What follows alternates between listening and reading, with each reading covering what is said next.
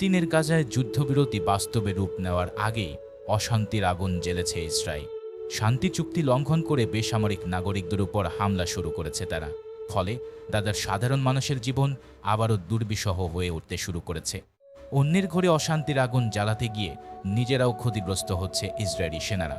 গাজা উপত্যকার দক্ষিণাঞ্চলীয় শহর রাফাতে এক ইসরায়েলি রিজার্ভ সেনা নিহত হয়েছে। তবে ঠিক কী কারণে ওই ইসরায়েলি সেনার মৃত্যু হয়েছে পানিয়ে ধোঁয়াশা রয়েছে।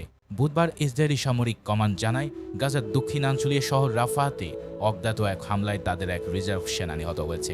ওই সেনা একজন রিজার্ভ মাস্টার সার্জেন্ট। তিনি ইসরায়েলি দখলদার বাহিনীর গাজা ডিভিশনে ভারী যন্ত্র দিয়ে খনন কাজ করতেন। চলমান যুদ্ধবিরতি চুক্তির মধ্যেই রাফার জেনিনা এলাকায় খননকারী যন্ত্র চালানোর সময় ওই রিজার্ভ সেনা নিহত হন। রাফার জেনিনা এলাকাটি যুদ্ধবিরতি চুক্তির হলুদ রেখার পূর্ব দিকে অবস্থিত। যুদ্ধবিরতির কারণে শুরুতেই এই এলাকায় সেনা প্রত্যাহারের পর আবারও সেনা মোতায়েন করেছে দখলদার ইসরায়েল। এরপর থেকে যুদ্ধবিরতির চুক্তি লঙ্ঘন করে ওই এলাকায় সাধারণ গাজাবাসীর বাড়িঘর ও অন্যান্য অবকাঠামো ধ্বংস করছে তারা। এই ধ্বংসযজ্ঞ চালাতে গিয়ে অজ্ঞাত হামলার শিকার হয়ে ইসরায়েলি সেনাদের প্রাণ হারানোর মতো ঘটনা ঘটছে। এই মাসের শুরুতে সর্বশেষ গাজায় যুদ্ধবিরতি কার্যকর হওয়ার পর থেকে এখনও পর্যন্ত তৃতীয় ইসরায়েলি সেনা নিহত হয়েছেন। গণমাধ্যমের প্রতিবেদনে জানা গেছে, গত সপ্তাহে রাফার জেনিনা এলাকায় খনন কাজ চলাকালে একটি অবিস্ফোরিত সামরিক সরঞ্জাম বিস্ফোরিত হয়। ওই বিস্ফোরণে 2 জন ইসরায়েলি সেনা প্রাণ হারায়। সেই সময় সেনাদের মৃত্যুর জন্য গাজার প্রতিরোধ যোদ্ধাদের দায়ী করেছিল ইসরায়েলি সামরিক কমান্ডার এবং নেতানিয়াহু সরকার। তবে যুক্তরাষ্ট্রের কিছু সূত্র জানিয়েছিল যে এটি দুর্ঘটনা ছিল।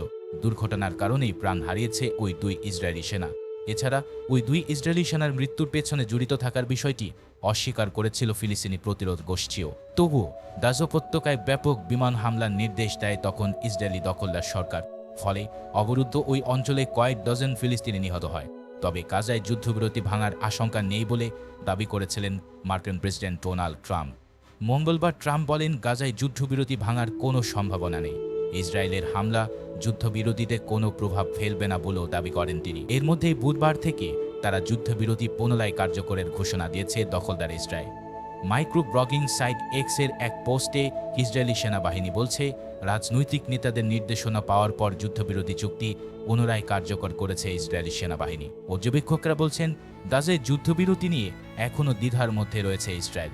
সেই কারণে যুদ্ধবিরতি ভেঙে হামলা চালিয়েছে তারা। তবে যুক্তরাষ্ট্রের চাপের মুখে ইসরায়েল আবারও যুদ্ধবিরতি মেনে নিতে বাধ্য হয়েছে বলেও মনে করছেন তারা।